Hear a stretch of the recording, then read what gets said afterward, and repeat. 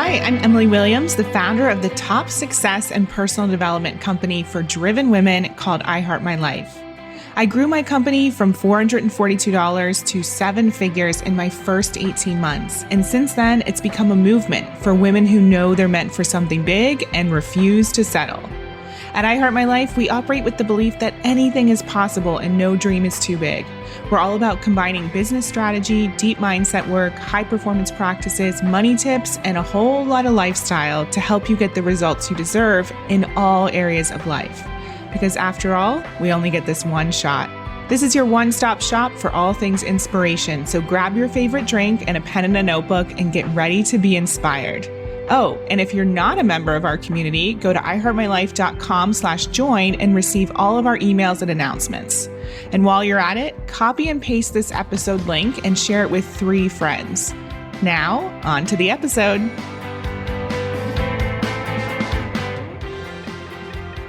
Hey, it's Emily Williams, the founder of I Heart My Life and your host of the I Heart My Life show. This is episode 236, Are You Secretly Addicted to Stress? With Devin Burke. So Devin is a certified health coach. He's also the founder of the Sleep Science Academy, and he's one of my husband's best friends.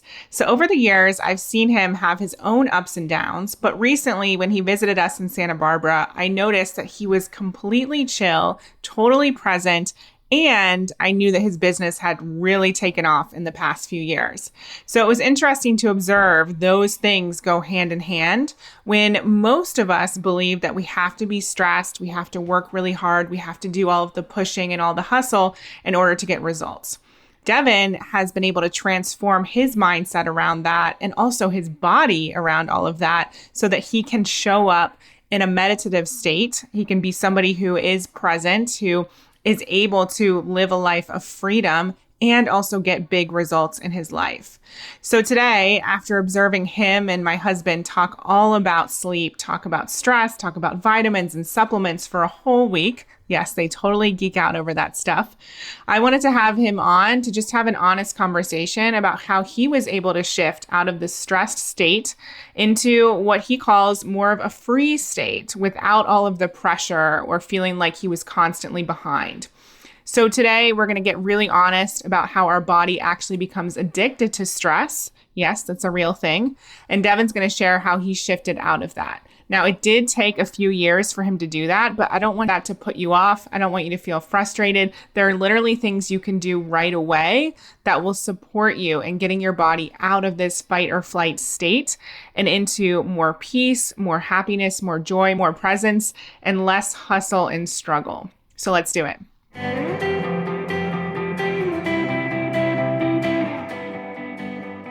Welcome back to the show, Devin. I'm excited for this conversation. Yeah, thanks for having me back. Me too. So last time you were here, James interviewed you and you guys spoke about sleep. Today, we want to take this in a bit of a different direction. And this really stems from me actually overhearing James talk to one of our clients about the fact that she was addicted to stress, addicted to adrenaline, and her cortisol levels were probably something she was, used to having really high. And that was also an addiction. And I was kind of listening in the other room and I'd never heard it kind of described like that. And before we go into the conversation, I wanted to just say that you are also one of James's best friends. And so I've observed the two of you having conversations about this. And we thought it would be great just to bring it to the I Heart My Life show and support people who are experiencing this in life and business and also support them in shifting out of it. 100%. I'm happy to talk about this. I think it's very relevant and it's interesting topic. I think so I'm happy to be here and I'm happy to have this conversation with you, Emily, and your audience. So kind of lay the groundwork for us. What do we need to know about cortisol before we go into how the body gets addicted to stress and then obviously how we shift out of that? Yeah. So cortisol, a lot of times people think of cortisol as like a bad thing, and too much of it absolutely is a bad thing. It is the stress hormone, but cortisol is necessary. It's actually, it ebbs and flows throughout the day. So if you look at, if you get a hormone test, let's say that everyone listening to this went and got a cortisol panel, which might be good to do if you think you're addicted to stress, you'll notice there's fluctuations throughout the day. It kind of looks like a roller coaster. But what can happen is that people, as you mentioned, can get addicted to this cortisol because cortisol it fuels it's sugar. It fuels sugar in our bodies and our brains, which gives us this burst of energy. And so our cortisol levels are highest in the morning naturally because that pulls us out of sleep. But what can happen and what does happen is sometimes those cortisol levels don't dip. They just keep rising all the way to the end of the day. And then that's when people have issues with burnout, adrenal fatigue, as well as issues getting and staying asleep. And then that throws off all our hormones. Our cortisol levels get all even more out of whack. And this vicious cycle goes on because now we're looking for coffee, which then is like dumping gasoline on an already hot fire. And then this is how this sort of addiction to stress hormones happens. But cortisol is not the bad hormone. It's like we need cortisol. It has its function.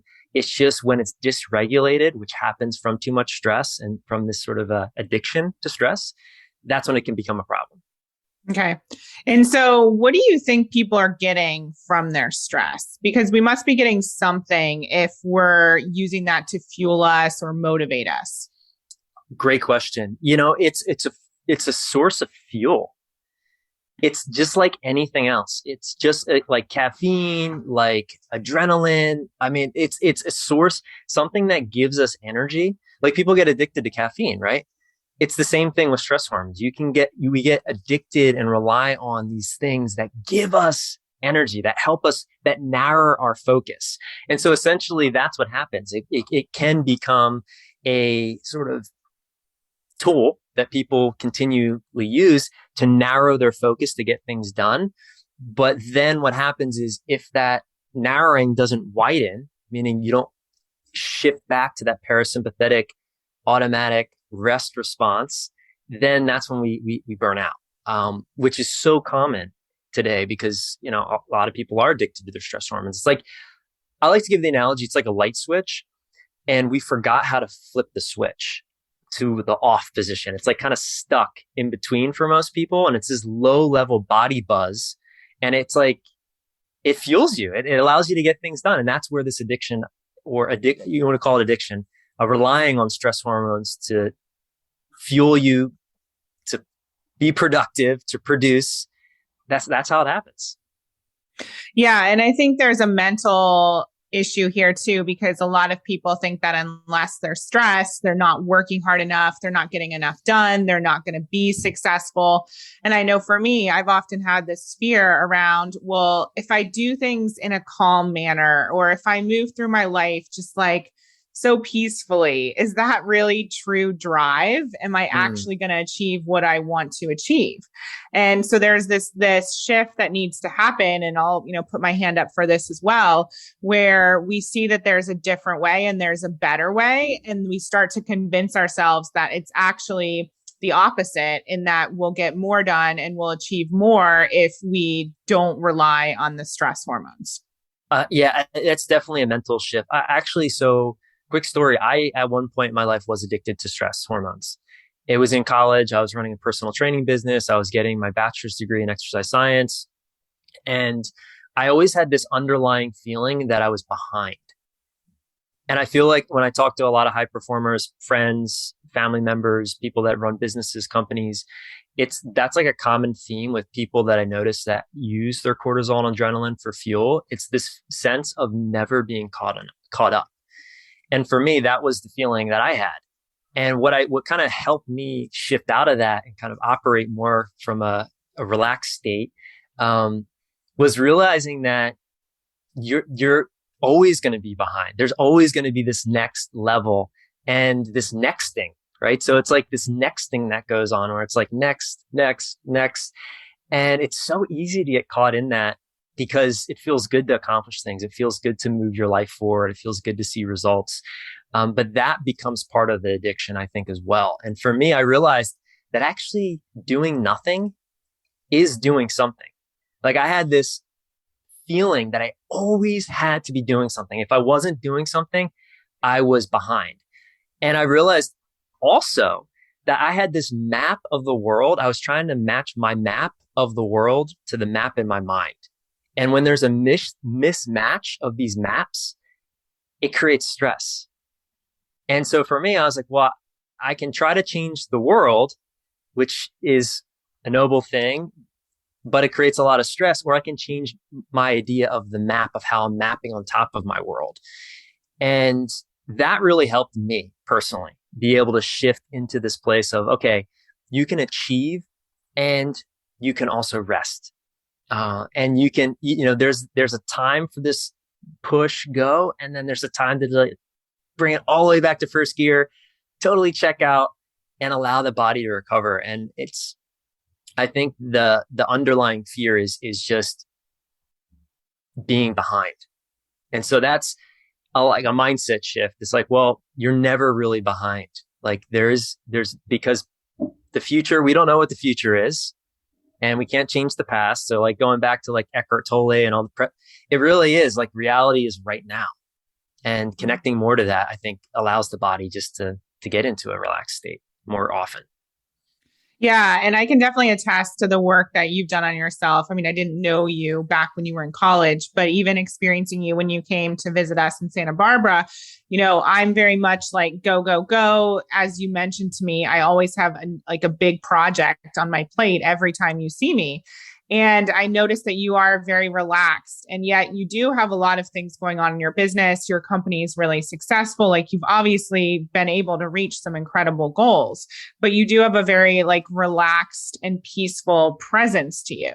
So I'm curious to know what sort of tangible things that did you do besides, realizing that you can only, change yourself and focusing on that. What did you do tangibly speaking to shift the way that you looked at this? Yeah, a couple of things. One thing that has been absolutely transformational in my own life is the practice of mindfulness. So I've been since I've met you, Emily and James, which has been many years now. I've been consistent with a practice of meditation. Meditation is one of those things. It compounds over time. And a lot of times I used to think like, oh, I can't meditate. I don't have time for meditation. I'm bad at meditation. I'm not doing this right. I had all these stories around it. And I tried all these different teachers and all these different styles. And I found a teacher and a style that worked for me, and I stuck with it. And that has changed my life, literally. I mean, it's because it allows you to create space in your mind. It allows you to see the craziness that happens in our mind and gain perspective. And it compounds. So like mindfulness, having a consistent mindfulness practice I can say has been one of the cornerstones for which allows me to stay relaxed and accomplish things. And what does that look like? Does that look like 20 minutes a day, or is every day different? Can you tell us more? Yeah. So 20 minutes a day. And so I use Sam Harris's Waking Up app. That is, I find that his app, his voice, his style of teaching, it's in the Dzogchen, Zen sort of style. It just works for me. Now, does it work for everyone? No. And there's a ton of meditation teachers and a ton of different apps and styles out there. And it's like anything, like exercise. There's a lot of different ways to move our bodies and get fit. You just have to try different things on until you find that thing that sort of resonates with you. And when you find it, you got to stick with it, because it's like, going to the mental gym so many people talk about meditation. So many people talk about the benefits. I think until you really have the experience of over time, what a consistent practice does in your life, it's kind of easy to dismiss it. Cause it's like, that's 20 minutes. You could be doing something else. You could be working on your business. You could be moving your body. You could be, doing anything. But choosing to create the space to sit down and literally drop everything is a bold statement to your subconscious mind that, hey, number one, this is important. And two, like, this is my time to train. And that's how I view it. I view it as training. And so did your mind try and fight you at first? Oh my God. Yes. And it still does. Like there's days that I sit on my cushion where like I have so much resistance around it. And I hear like so many more thoughts. It's like the monkey mind. It's like screaming, like, get up, you got to do this. What are you doing? Like you're all these things.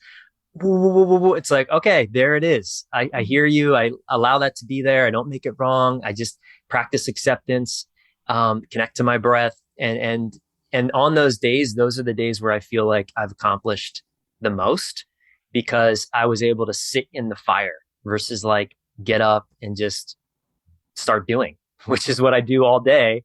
Um, so that would be one thing that I think was really powerful and transformational. Another thing, this is going to sound a little crazy to some people, but actually microdosing psilocybin, and it's not legal. But using a plant-based medicine like psilocybin in small amounts of doses can help retrain your vagal tonnage. It can help train that nervous system to relax. And done in the proper way with the proper intention, it can be a transformational medicine and not a drug. Not using it to get high, not like taking massive dosage to see crazy things. Using it as a medicine over a couple of weeks and then taking a break for a couple of months and then maybe introducing it back again in the right ways. Powerful for allowing the body to remember how to relax. Because that's really what it is. Our bodies know how to relax, but they forget because we get so caught up in the doing that we forget about being. And so using that as a medicine to help connect to being, very powerful. And so I don't know if you're comfortable, but I'd love to know more about that. So you said using it over the span of a couple weeks in small doses. Can you share more? Yeah. So again, legally, I think Utah might be medically legal at this point, the only state, I believe. But if you can find psilocybin, which is the active psychoactive ingredient in magic mushrooms, taking microdose would be like 1/10 of a gram consistently. You don't even really notice. You shouldn't notice anything really. It might be it's sub. You're not gonna start hallucinating. You're not gonna start feeling weird. It's very, very small, and you do that over a period of 2 weeks. And then you take a couple of days off, and then you could do it over a period of 2 weeks, and then you take a couple of months off. At least that's how I have used it in the past. It's amazing. And what's amazing is now there's actually a lot of research. John Hopkins University, there's the MAPS Society. Tim Ferriss is a huge component of psilocybin and using it medicinally for these purposes. There's so much now research that actually shows what actually using that medicine can do to our minds.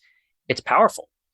And I think that as we continue to progress, as the science continues to come out, it's going to become mainstream. In the next 2 to 5 years, you're going to be able to use this as a medicine to help you get out of stress and get back into rest. I'm looking forward to that because it's really been transformational in my own life. Yeah, I love how you described that, how it was retraining or reminding your mind and your body what it feels like to relax. And I almost see it as like your body understanding that it's safe to relax and that you don't have to be in this state of stress in order to do what it is you want to do. And when we start to see examples of what's possible, then our mind, gets convinced of it, and it's easier to slow down, naturally, or put more intention on slowing down. 100%. And for those people that sounds a little bit scary, you got to lean into that because it is scary. Breaking a pattern, a physical, addiction, if you will, is hard, and it's painful and it's scary because it's unknown territory, and your body might go, no, like I don't, I need this, and this is how I've been able to achieve, and this is how I operate, and this is how I'm able to do what I do. Those are all stories that I think need to be deconstructed. While you're facilitating a process of dropping back into that relaxed state. Another powerful tool is transformational breathing. And I know you had Aaron Erickson on this podcast, I think maybe once or twice. And there's types of breath work that can act like a reset to your entire system. And it's similar to, there's holotropic breathing, there's rebirthing. He calls it heart-centered breathing. And every couple of months, I'll do a session with him, and it just clears out. It's almost like if your body's a battery, stress is like this stagnant energy. And you do this type of breathing and it clears out, it like blows out the channels of all that stagnant energy. And people have like full on breakdowns in these workshops. It's like people are crying, they're screaming, they're shaking, you would think like somebody's having an exorcism, and it's just through breathing. So, across the world, there's a lot of practitioners that teach different styles of breath work like this, but I found it's probably the most powerful, impactful reset to whole body that you could do for getting out of that stress state. In my own experience, and also in other people's experience that I've known who have done this type of breath work. Yeah, I mean, even me personally, I haven't done one of Aaron's workshops yet, but when I even practice breathing for myself, oftentimes it creates a lot of emotional release, even just simple breathing and putting attention on my breath. So I can only imagine, how powerful the workshops are. And it's powerful. I mean, you got to be ready to release and be open-minded, because it is uncomfortable at some points when you're releasing all of this essentially trauma that gets stuck in our bodies just through breathing. And your body, what's interesting about the type of breath work that he teaches, at some point, it almost feels like you're not breathing, your body is breathing you. That's how I would describe it. And at that point, it's like, it is, you kind of can have like a mystical experience. Wow. Yeah, it's pretty powerful. So I really want to kind of cement this for people, because I know there's a lot of people thinking about the examples you just gave and they all sound so powerful, but we go back to questioning, can I do that? Is it possible for me to reach my goals without stress?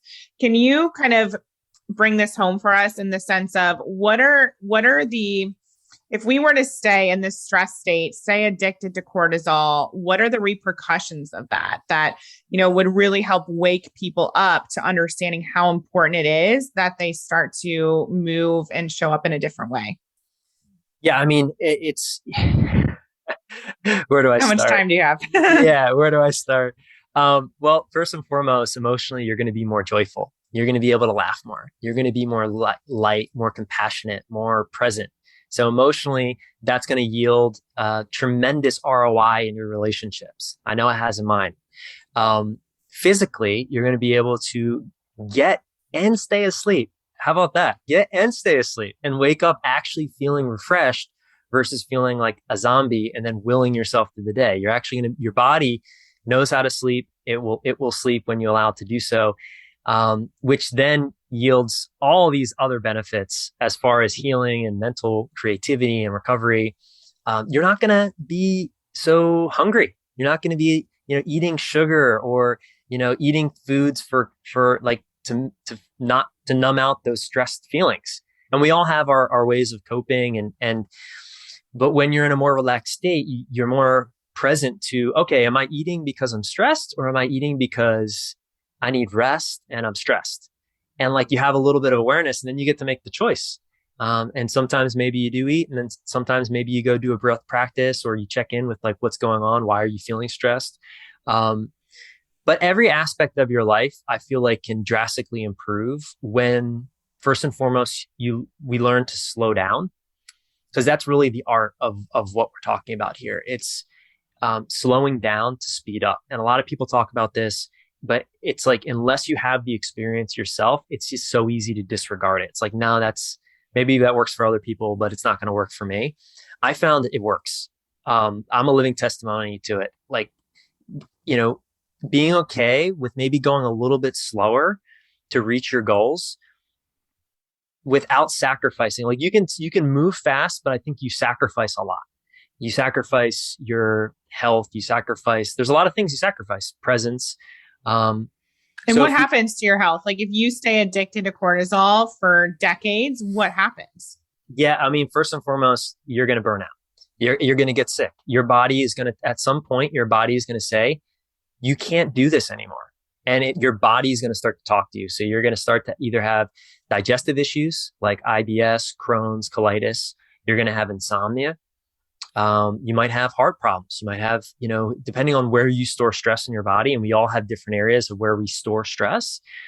Wherever you store stress, you're going to manifest a illness, a dis-ease.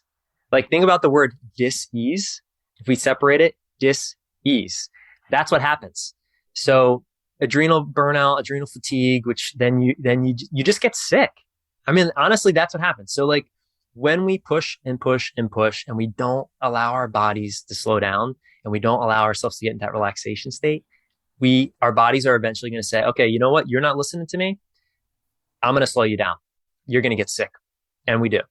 And it's like our bodies are that intelligent that they will regulate us when we don't regulate ourselves, which is amazing. Yeah, the reason I bring that up is because there's a lot of people listening who are like me, where they need that wake up call. What is actually going to happen if you don't pay attention to this? And for those of us who have big missions and we want to be able to show up and serve and achieve things, like the thought of not being able to is much more painful than the thought of, okay, let me try meditation. Let me try and do things differently now, because I know that's going to give me the longevity that I'm looking for.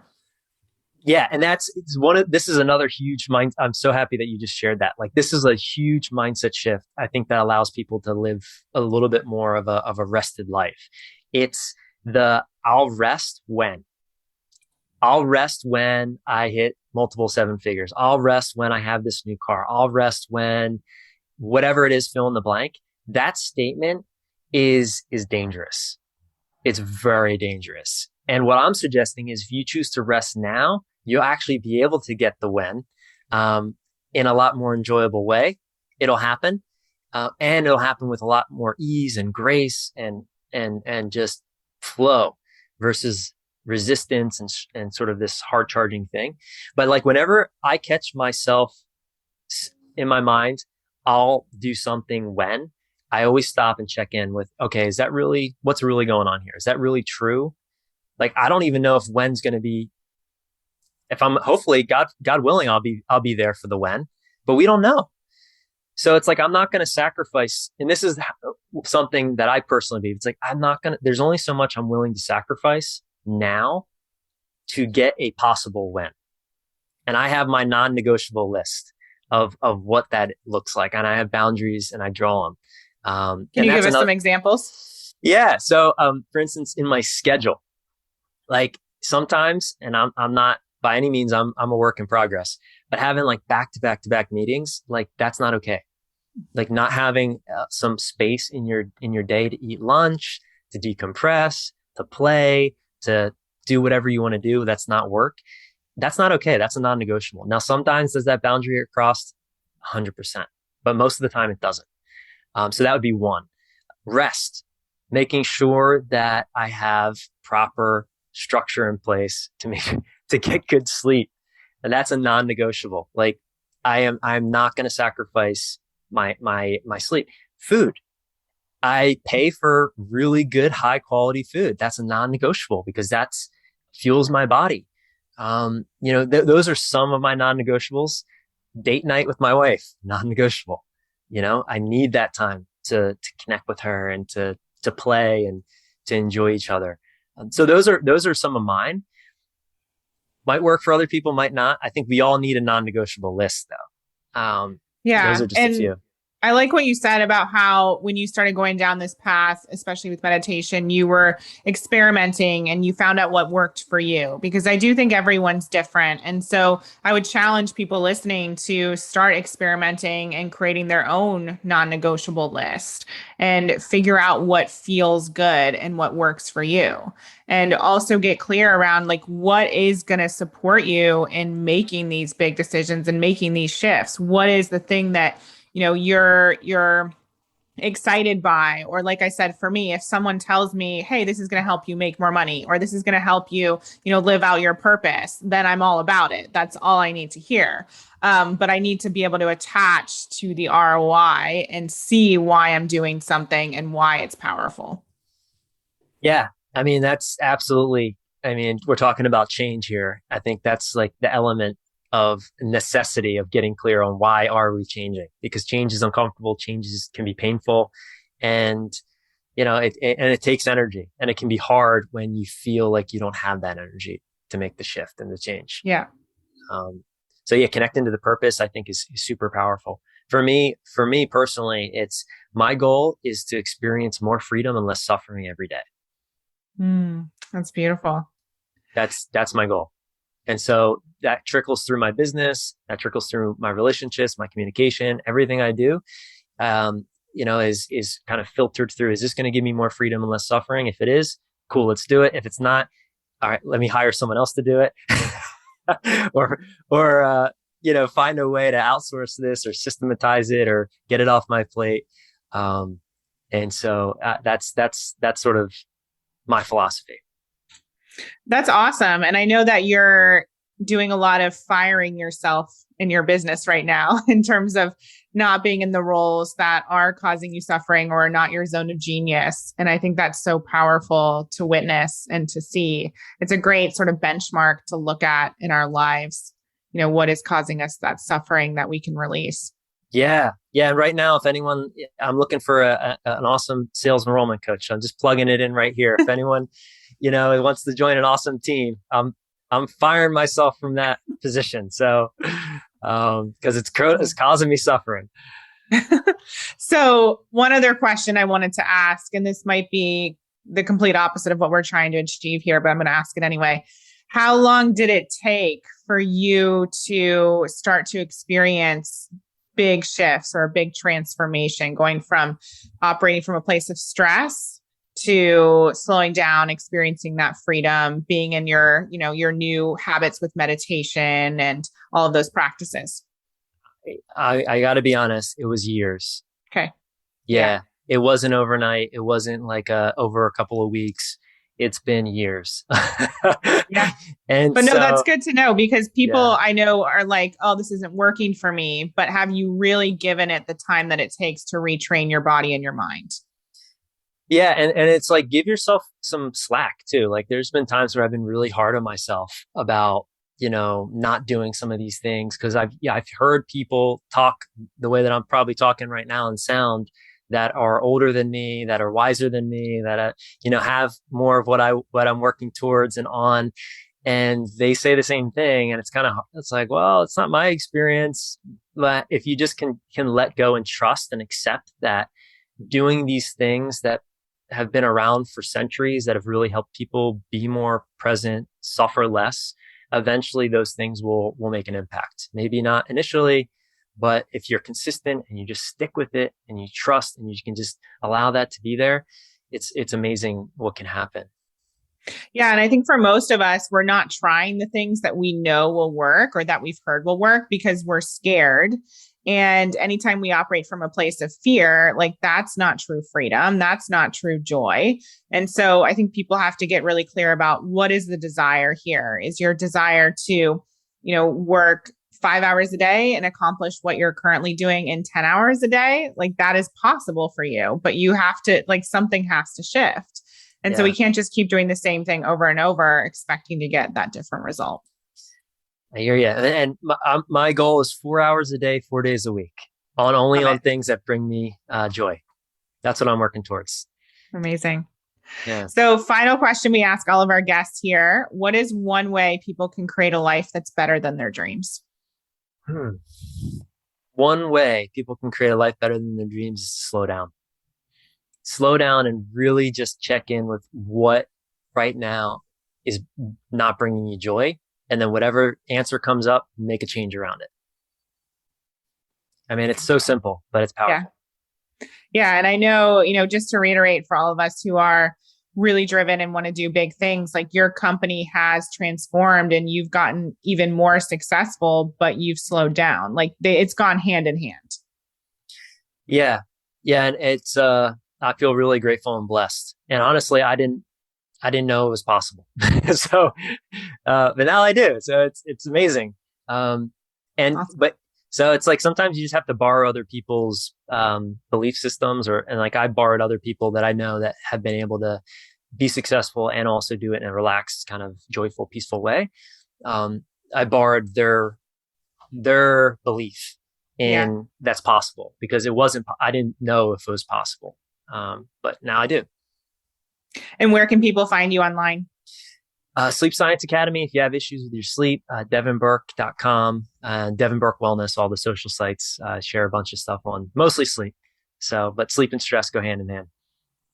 Thank you, Devin. I really appreciate this conversation. I appreciate having you as an example of what's possible in our lives.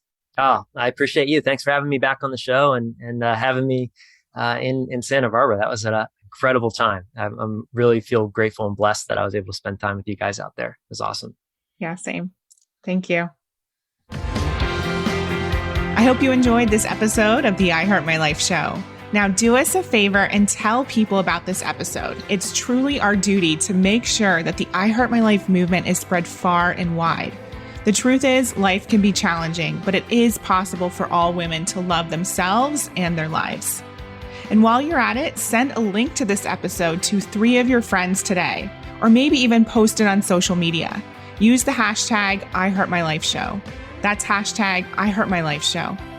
And if you'd like to help me personally, then please rate and review this podcast on Apple Podcasts. Give us some stars, cheer us on, and leave a review, because believe it or not, that stuff actually really does help. And I read all of them. Please remember, everything you desire is meant for you and possible. Keep showing up, taking action, and believing in your dreams.